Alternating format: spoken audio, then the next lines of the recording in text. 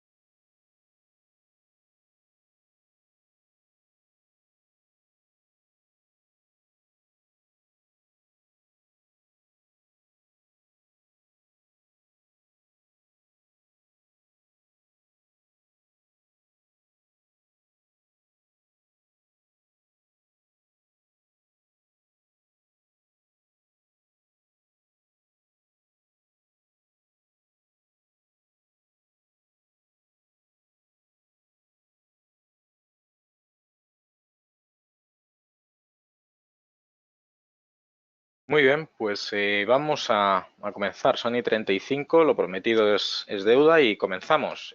Confirmarme que veis la pantalla del disclaimer y que, bueno, pues ya directamente nos metemos en faena y arrancamos, como siempre, con el mapa de calor de Forex, la columna vertebral, donde vemos los pares de referencia frente al resto de sus pares bueno, pues de divisas de contrapartida, y podemos ver, pues lógicamente, estancamiento prácticamente al unísono entre el dólar y el euro. Es básicamente noticia sobre todo la libra esterlina y el dólar neozelandés. Ni siquiera el yen japonés nos puede suplir de referencias, aún sabiendo de que, bueno, el IPC de Japón aumentó un 0,5 anual en noviembre, igualando las expectativas. Por lo tanto, efecto en el mercado nulo. Se esperaba justo lo que se ha publicado y, lógicamente, excluyendo los alimentos frescos, que aumentaron un 0,5 a medida que eliminaban, bueno, pues eliminar alimentos frescos y energía, incrementaron un 0,8. Bueno, datos dentro de lo que es el mercado local de Japón, que a efectos internacionales, pues bueno, quizá algo relacionado con el tema de las exportaciones e importaciones, pero bueno,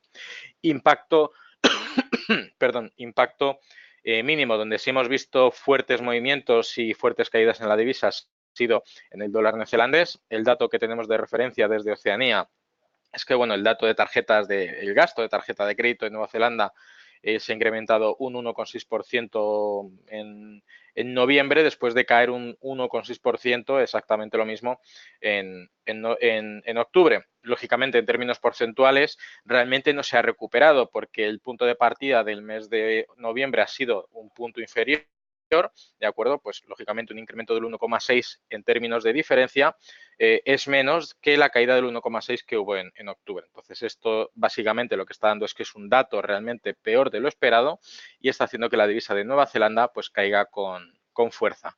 El franco suizo, lógicamente, también tiene un retroceso importante respecto al resto de sus índices y es lo que está haciendo que sea, bueno, pues de los índices junto con el FTSE británico, que bueno, pues son los que más caen.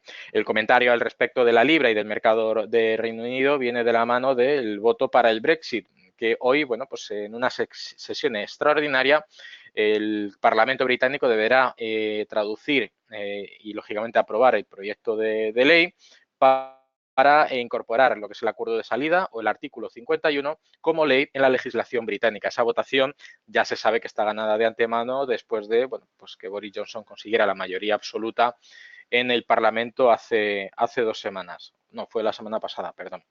Y la libra pues está protagonizando su peor semana, es decir, un incremento, una revalorización tan fuerte le resta competitividad.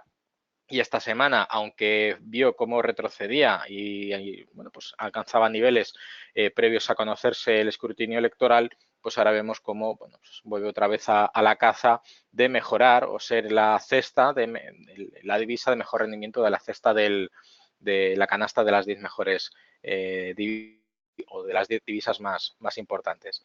Respecto a Estados Unidos, bueno, pues comentario. Tenemos el cierre de la sesión de ayer, donde el Nasdaq ganó un 0,7 y el S&P y el Dow Jones ganaron un 0,5. Y además, aparte de conocerse ya que el Senado norteamericano, es decir, la Cámara Alta de mayoría de representación republicana, pues lógicamente ha salido rechazado el impeachment que fue aprobado previamente por la Cámara de los Representantes o la Cámara Baja de mayoría demócrata. Hoy, de hecho, que lo he comentado al principio, hoy tenemos la cuádruple hora bruja, que se conoce como cuádruple hora bruja. Hoy es día de vencimiento de opciones, de vencimiento de contratos de futuros y la volatilidad será algo más elevada en la jornada de hoy, es decir, el volumen suele aumentar en los días que coincide esta cuádruple hora bruja y generalmente genera algunos movimientos inesperados y tendremos que prestar sobre todo atención al Eurostoxx 50, que es el mercado europeo más líquido, pero bueno, el de referencia de cara a negociaciones con contratos de derivados, sabemos que el DAX alemán pues es la niña bonita, ¿no? Entonces podemos ver cómo en el selectivo europeo, después de haber empezado con un signo mixto, incluso de mayoría negativa, vemos cómo el DAX, después de empezar cayendo, pues ya arranca y lidera junto al contado ya del MIB italiano por encima del medio punto y el MIB ya prácticamente rozando el 1% de revalorización. En el caso del IBEX 35 parece que nos vamos a tener que esperar casi a la hora de cierre para saber si cierra la semana por encima de los 9.600 puntos, mientras que el DAX se vuelve a remontar por encima de los 13.250 y esperaremos que, bueno, pues busque de nuevo la cifra mágica de los 13.300 puntos que tenemos aquí. Fijaros, de hecho, que el nivel de los 13.283 es un nivel de referencia de máximos alcanzados y del gap grande que vimos durante la sesión del pasado día 18 y bueno, pues los 13.300 no quedan tan lejos como parece. En el caso del IBEX 35, como decía, va a intentar aguantar a última hora para conseguir mantener los 9.600 puntos. Vamos a poner la referencia visual de la línea para que la tengamos ahí. Y bueno, prácticamente llevamos tanteando toda la semana cierres por encima de esa cifra y que bueno, pues tenemos un suelo que veremos lo duro que puede llegar a ser durante la sesión en los 9.600 y una resistencia en los 9.632, que es justo la retrocesión de FIBO de la última gran caída que venimos rastrando en el IBEX de sus máximos de 11.200 en mayo de 2017 hasta los mínimos justo a inicios del 2019 después de la fuerte caída o con más intensidad que hubo el último trimestre del año pasado. Desde Asia, pues bueno, hemos visto un poquito de todo. La falta de catalizadores en las últimas horas tampoco ha permitido a los índices asiáticos bueno, pues moverse con cierto sesgo positivo, y ha habido pues inicialmente a primera hora de la mañana, a las 9 de la mañana, pues bueno, un signo mixto que parece que ya se ha resuelto y vemos todo, absolutamente todo en verde.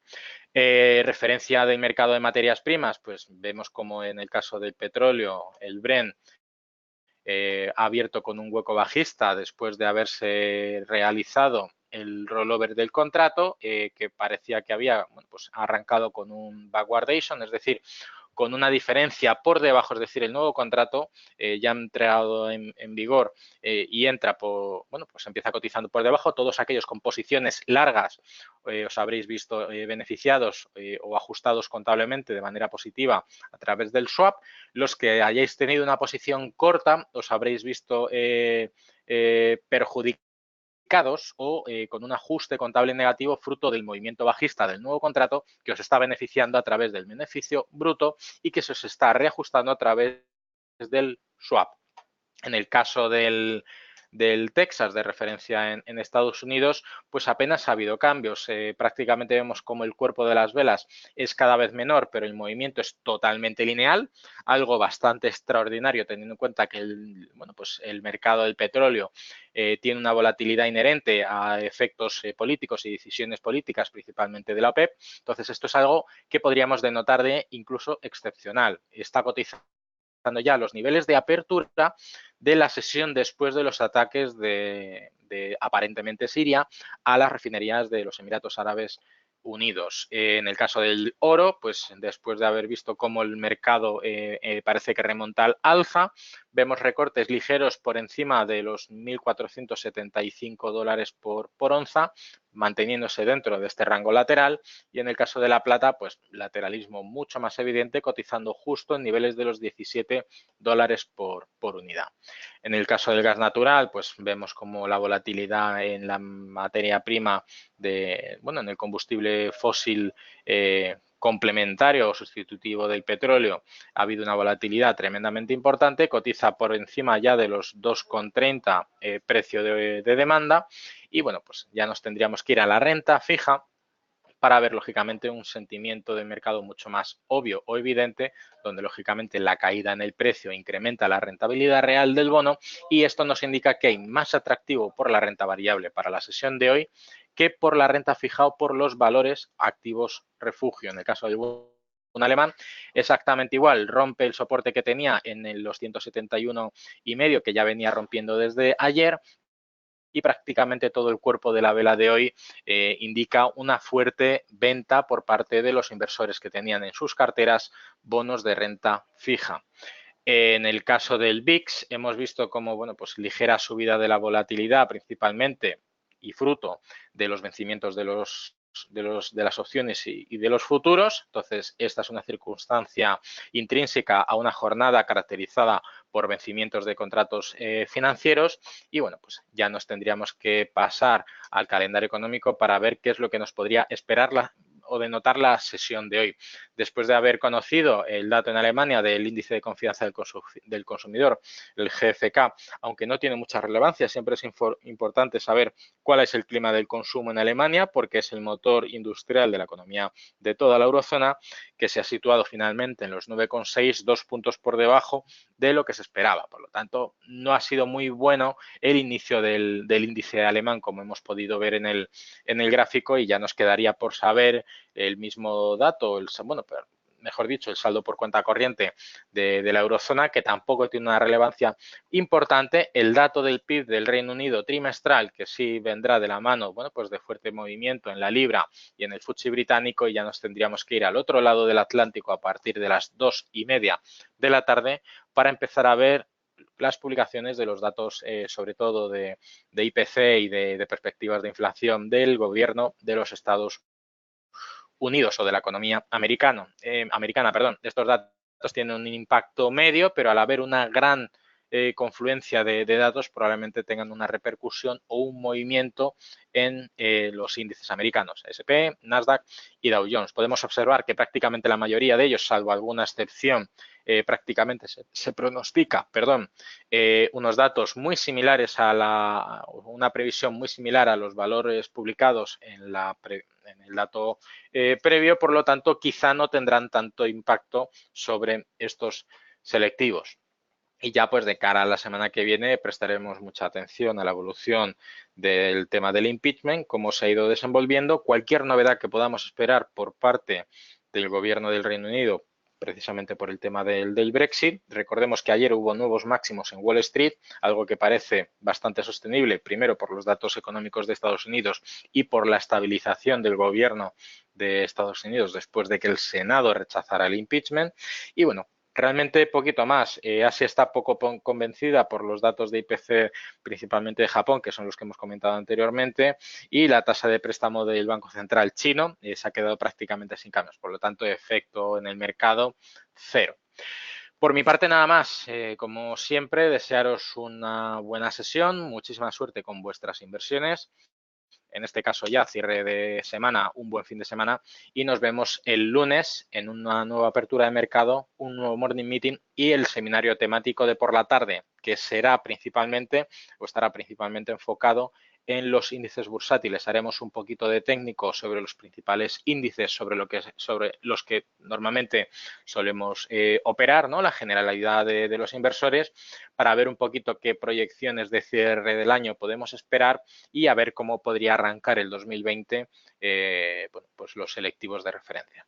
Lógicamente, a nivel local el IBEX 35, aunque sabemos que el impacto a nivel global del IBEX es marginal, por lo tanto, podríamos considerar en un territorio global al IBEX 35 como un índice exótico. Puede sonar raro, ¿no? Porque estamos en España y el IBEX es nuestro índice, pero el IBEX 35 es exótico en el extranjero, ¿no? Entonces, veremos un poquito, sobre todo DAX alemán, Eurostoxx, FTSE británico por el tema del Brexit y, por supuesto, el tridente de Estados Unidos, S&P, Dow Jones y Nasdaq.